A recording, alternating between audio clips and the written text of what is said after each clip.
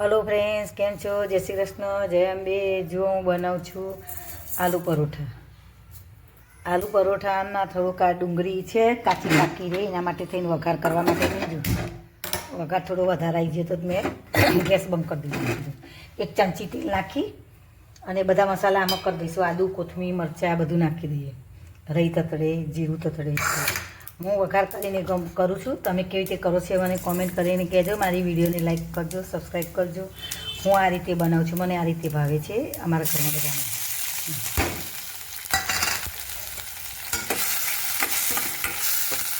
હવે તેમાં ડુંગળી ઝીણી ઝીણી સમારી છે.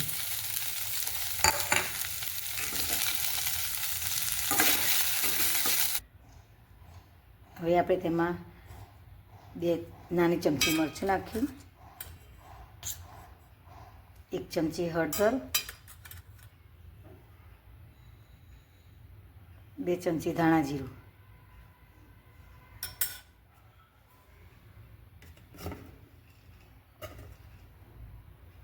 કોથમીર થોડી, મીઠું તો નાખ્યું છે એટલે હવે આનું મીઠું હું નાખી દઉં.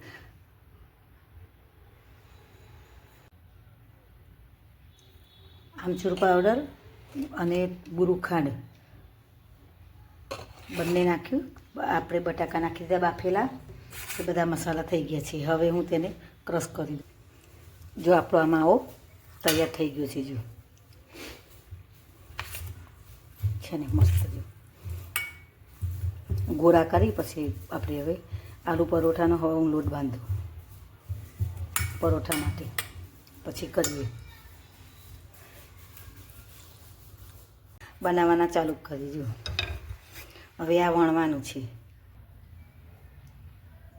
જો ફ્રેન્ડ્સ, અંદર આપણે પનીર નાખીએ છીએ ઉપરથી.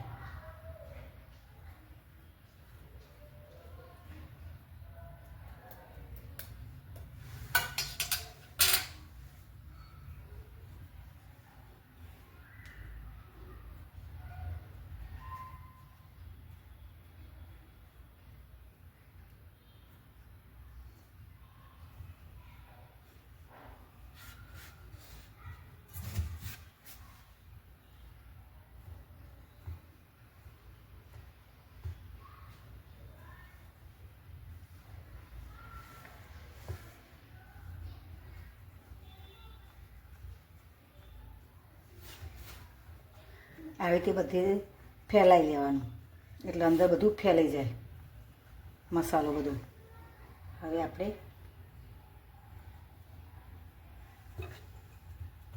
વણી લેવાનું.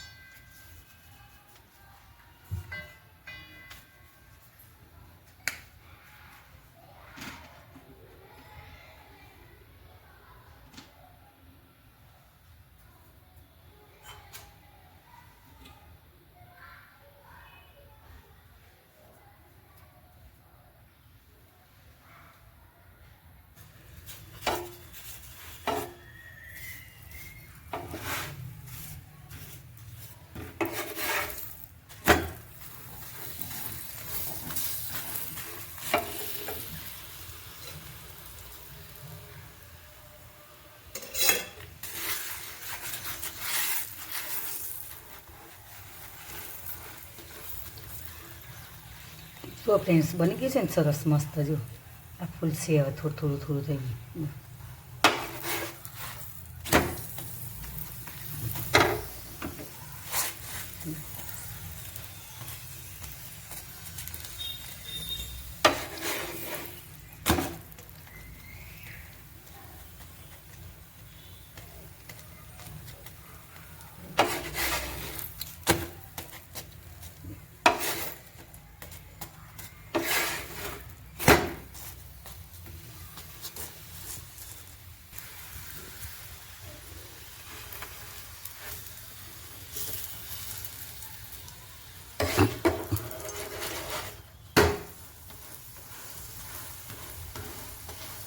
જો આપણું આ બીજું તૈયાર થઈ ગયું છે.